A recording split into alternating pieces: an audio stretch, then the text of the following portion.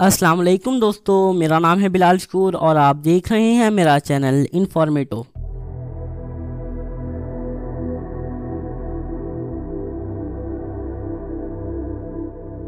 तो आप एक बीच पर जा रहे हैं। यहाँ अच्छा और पुरसकून माहौल है, लेकिन क्या आपने कभी खुले समंदर में देखते हुए ये सोचा है कि तब क्या अगर मैं लहरों के साथ वहाँ बह जाऊँ, मेरे साथ क्या होगा। खैर लकीली हम में से ज्यादातर के लिए ये गैर मुतवक्के मंजर होगा, लेकिन ये बुरा ख्वाब सच हो सकता है अगर आप एक फिशरमैन हो और आपकी ट्रिप पर कुछ बहुत ही गलत हो जाए। एग्जैक्टली यही एक आदमी के साथ हुआ था जिसने पैसिफिक ओशियन के दरमियान में तकरीबन एक साल गुजारा। 17 नवंबर 2012 को 37 साला होजे सल्वाडोर अल्वारेंगा अपनी एक ट्रिप पर निकल पड़ा। उसका प्लान बहुत ही बुलंद नजर था। वो खुले समंदर में 30 घंटे गुजारने वाला था। ये बहुत सारी मछलियाँ पकड़ने के लिए काफी वक्त होगा, लेकिन इतना ज्यादा नहीं होगा कि उनका खाना खत्म हो जाए। अल्वारेंगा ने अपनी कनाव शेप बोट में रात समंदर में गुजारने का फैसला किया। बोट 25 फीट लंबी थी और उसका ना ही कोई कैबिन और ना ही कोई छत थी। अगर सब कुछ सही रहा तो चांसेस है कि वो बहुत सारी मछलियां पकड़ें और अच्छे पैसे कमाएं। ये ट्रिप खतरनाक होने वाली थी। इसके साथ फिशिंग पर हमेशा जाने वाला पार्टनर इसके साथ नहीं जा सकता था, तो इसे इसकी जगह एक नए पार्टनर की तलाश थी और आखिरकार उसने एक बंदे को ढूंढ लिया जो उसके साथ जाने को तैयार हो गया। इन दोनों ने अपना सफर सुबह 10 बजे शुरू कर दिया। वो अगली शाम 4 बजे तक बिना रुके काम करना चाहते थे। इसने बोट को बहुत सारे इक्विपमेंट्स और फिशिंग गियर से लोड किया। वो अपने साथ एक 4x5 आइस बॉक्स लाए जिसमें उनका शिकार ताज़ा रह सके, लेकिन वो आदमी अपने साथ एक एंकर और काफी खाना नहीं लाया था, क्योंकि उन्होंने सोचा कि इनकी ट्रिप इतनी लंबी नहीं होगी। अल्वारेंगा जानता था कि एक तूफान तेजी से इलाके में दाखिल हो रहा है, लेकिन कुछ भी इन फिशरमैन को सफर करने से नहीं रोक सकता था। जब वो किनारे से 75 मील दूर थे तो तूफान तेज होना शुरू हो गया। ये जमीन पर पहले ही पहुंच चुका था, लेकिन फिशरमैन तक अभी नहीं पहुंचा था।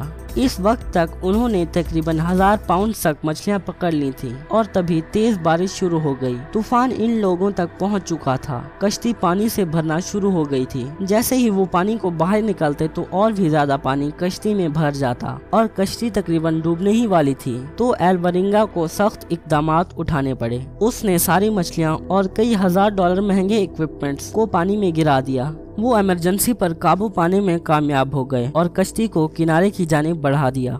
चाकली व्हाइट पोर्ट, जहां उन्हें जाना था, 6 घंटे के फासले पर था। कुछ देर बाद उन्होंने फासले पर कुछ पहाड़ों को देखा। इन दो फिशरमैन्स की उम्मीद बढ़ गई। वो तकरीबन घर पहुंच चुके थे। वो किनारे से सिर्फ 15 मील दूर थे जब उनके इंजन खराब होने लगे और फिर बंद हो गए। इस जगह बहुत एक्सपीरियंस के बावजूद अल्वारेंगा भी परेशान हो गया। उसने अपने बॉस को कांटेक्ट करने के लिए रेडियो का इस्तेमाल किया। उनका लीडर समझ गया कि सूरत हाल कितनी संगीन है। उन्हें मदद हासिल करने के लिए अपनी लोकेशन पता करनी थी।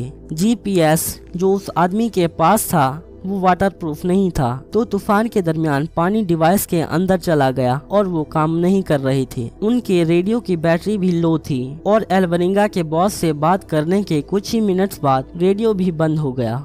बचने का एक ही रास्ता था कि एंकर डाला जाए और रेस्क्यू टीम का इंतजार किया जाए, लेकिन अल्वारेंगा इस छोटी फिशिंग ट्रिप पर अपने साथ एंकर नहीं लाया था। उनके बॉस ने फौरन मदद भेजी क्योंकि उसे महसूस हो गया था कि हालात कितने संगीन हैं। किसी भी वक्त बोट खुले समंदर में बहना शुरू कर सकती थी। इस आदमी ने हुकाम को भी मुतल्ला कर दिया था कि बोट के साथ क्या हादसा पेश आया है। कई बोट्स और एयरक्राफ्ट ने रेस्क्यू ऑपरेशन शुरू कर दिया जो 2 दिन तक जारी रहा, लेकिन मौसम और भी खराब होता जा रहा था और आखिरकार मौसम खराब होने की वजह से उन्हें ढूंढना नामुमकिन हो गया। अल्वारेंगा और उसका फिशिंग पार्टनर अकेले रह गए थे। 5 दिन बाद जब हवाएं थोड़ी रुकी तो वो किनारे से 280 मील दूर पैसिफिक ओशन के दरमियान थे।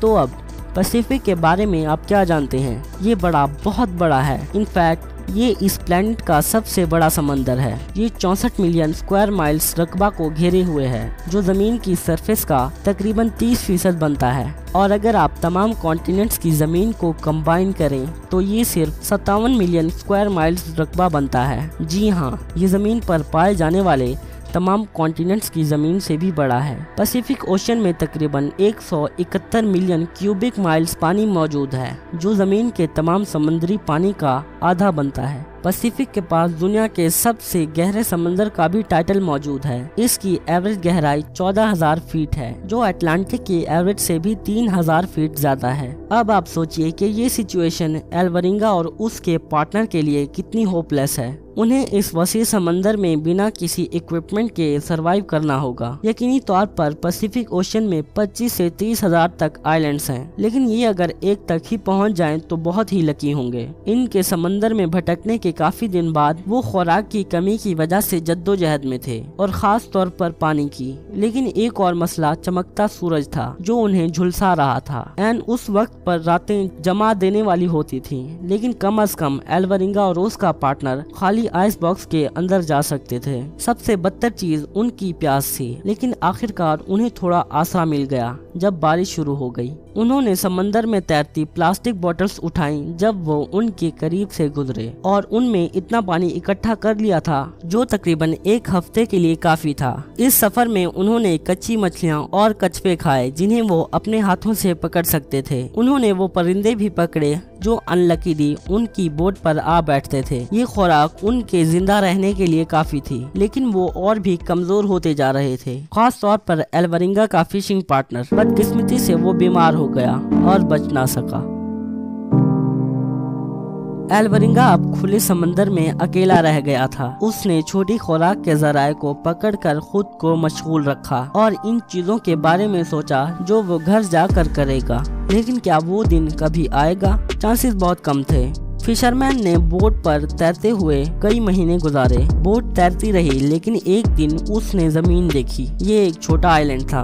ये टाइल आइलैंड था, जो मार्शल आइलैंड्स का हिस्सा है। खुले समंदर में 438 दिन गुजारने के बाद 30 जनवरी 2014 को एल्वरिंगा आखिरकार जमीन पर पहुंच गया। पहले उसने सोचा कि शायद ये जजीरा गैर आबाद है, और वो सही था। लेकिन फिर वो एक करीबी जजीरे नियाटाग आइलैंड पर पहुंचने में कामयाब हो गया, और फिर वहां के 2 लोकल्स ने थके फिशरमैन को ढूंढ लिया। ये पता चला कि एल्वरिंगा जमीन पर पहुंचने से पहले तकरीबन 7,000 माइल्स पानी में सफर कर चुका था। वो बहुत लकी था कि वो इस जजीरे तक पहुंच गया था, और क्या उसने इसे मिस किया होगा? इसका अगला स्टॉप फिलीपाइंस था, जो मजीद 3,000 माइल्स दूर था, जिसने इसके बहुत बड़े सफर में 200 दिन का इजाफा कर दिया।